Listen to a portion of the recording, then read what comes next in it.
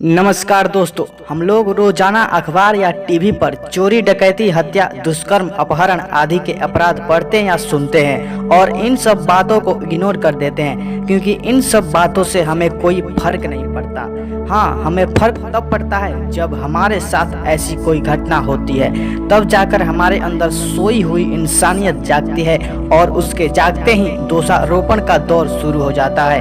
हम लोग कभी ईश्वर को दोष देते हैं, कभी प्रशासन को दोष देते हैं, तो कभी जमाने को दोष देते हैं। लेकिन क्या आपको पता है, इन सभी अपराधों के लिए, समाज की इन बुराइयों के लिए आप जिम्मेदार हैं, मैं जिम्मेदार हूं और हमारा ये समाज जिम्मेदार है। दोस्तों, शायद आप सोच रहे होंगे कि मैं पागल हूं जो ऐसी बातें कर रहा हूं, लेकिन इस वीडियो में मैं आपको साबित करके दिखाऊंगा और मेरी बात से आप सहमत भी जरूर होंगे।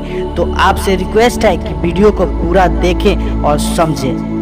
ये सारी दुनिया एक परिवार है और हम सब इंसानों के साथ साथ जितने भी सजीव प्राणी हैं, सब इस परिवार के सदस्य हैं। और जिस तरह किसी परिवार के द्वारा किए गए अच्छे या बुरे कर्मों का प्रभाव पूरे परिवार पर पड़ता है, ठीक वैसे ही दुनिया में किसी एक इंसान द्वारा की गई गलती का प्रभाव लाखों लोगों पर पड़ता है और लाखों लोगों द्वारा की गई गलती का असर किसी एक इंसान को भी भुगतना पड़ता है। इस तरह दुनिया में जितने भी अपराध होते हैं, उसमें अपराधी के अलावा पूरी दुनिया के लोग भी प्रत्यक्ष या अप्रत्यक्ष रूप में शामिल होते हैं। मान लीजिए, अगर आपके घर में चोरी होती है तो आप केवल उस चोर को जिम्मेदार नहीं ठहरा सकते, बल्कि उस चोरी के लिए आपके साथ साथ सारा समाज जिम्मेदार है। क्योंकि दुनिया की कोई भी माँ किसी चोर को जन्म नहीं देती।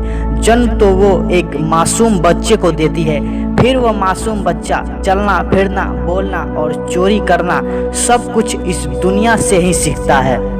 यानी कि दुनिया में जितने भी अपराधी हैं, उनको अपराधी बनाने में उनके माता पिता, उनके गुरुजन और हमारे समाज का भी योगदान होता है। ये बात मुझे साफ साफ दिख रही है और आपको भी दिखने लगेगी जब आप इस बात पर गहराई से विचार करेंगे। जरा सोचिए, जिस समाज में बच्चों को केवल अमीर बनने की शिक्षा दी जाती है, केवल पैसे कमाना सिखाया जाता है, वह बच्चा बड़ा होकर पैसे कमाने के लिए गलत तरीके अपनाने लगे तो उसके लिए केवल उसे ही दोषी कैसे ठहराया जा सकता है। जब हमारे माता पिता पढ़ते थे, उस वक्त नैतिक शिक्षा की पुस्तक भी स्कूलों में पढ़ाई जाती थी, जिसमें बच्चों को एक अच्छा इंसान बनना सिखाया जाता था।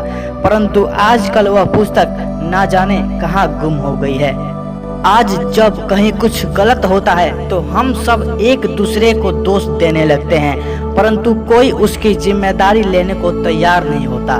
दरअसल हम लोगों को लापरवाही की ऐसी आदत लगी हुई है कि कोई सुधरने को तैयार नहीं है। सुबह से लेकर शाम तक हर काम में लापरवाही। सबका बस एक ही उसूल है, बस अपना काम होना चाहिए, बाकी दुनिया जाए भाड़ में। कोई ये नहीं सोचता कि इस छोटी छोटी लापरवाही का हमारे आने वाली पीढ़ी पर कितना भयानक प्रभाव पड़ने वाला है। इसलिए दिन प्रतिदिन इस दुनिया में अपराध बढ़ते जा रहे हैं। दोस्तों, यही वो सच्चाई है हमारे समाज की जो किसी भी अच्छे व्यक्ति को जीने नहीं देती और उसके साथ साथ केवल बुरा ही होता है। पर क्या इस अपराध को कानून के द्वारा रोका जा सकता है? तो मैं एक बात स्पष्ट कर देना चाहता हूं कि अपराध को कानून के द्वारा नहीं रोका जा सकता, क्योंकि ऊपर से लेकर नीचे तक भ्रष्टाचार फैला हुआ है।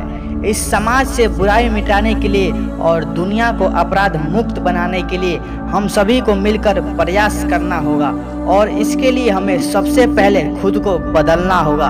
हमें लापरवाही छोड़कर जिम्मेदारी लेनी पड़ेगी। हमें अपने बच्चों में बचपन से ही संस्कार, धर्म, नीति और नैतिकता का विकास करना होगा, तभी हम एक बेहतर दुनिया का निर्माण कर सकेंगे। दोस्तों, अगर आप मेरे विचार से सहमत हैं तो कृपया कमेंट करके जरूर बताएं और इस वीडियो को ज़्यादा से ज़्यादा लोगों तक पहुंचाएं और साथ ही चैनल को सब्सक्राइब करें। धन्यवाद।